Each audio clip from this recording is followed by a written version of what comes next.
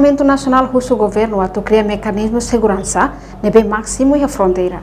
Terça-feira, semana, deputada bancada Fretilin, Lídia Norberta, jornalista televisão Timor-Post e a Parlamento Nacional Katak, sasang ilegal hanesan siaru, nebe tama mai parte segurança mak tem que assegura máximo e a fronteira. Também, nia Russo governo tem que tal segurança ida, nebe máximo e a fronteira, hori evita sasang tama mai ho ilegal.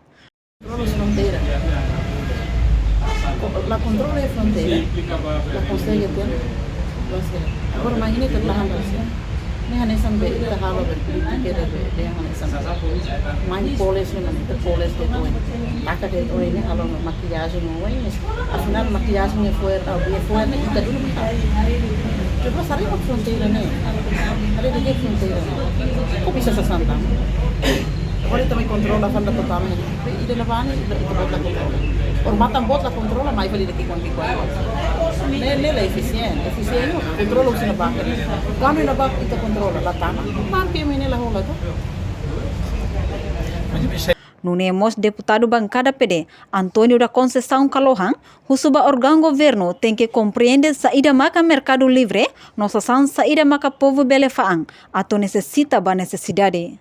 Tambah tuirnia, banhira colia konaba mercado livre, laos faansa sang ilegal, hanesan sigaro, barecolha fali husi comunidade sira e loja ka mercado sira.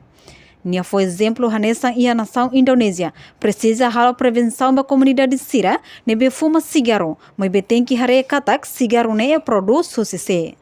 Tang ne, label halo regra fong atu hadau sasang, ka produto sira hanesan ilegal fali ia mercado, aktu ne considera la diak.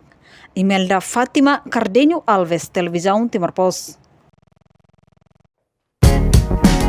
Janela informação ba Emma Roto. Atu atena informação atual dia kliu kita halua. Hane hambutão subscribe, like, halo comentário no faixa do media social Roto.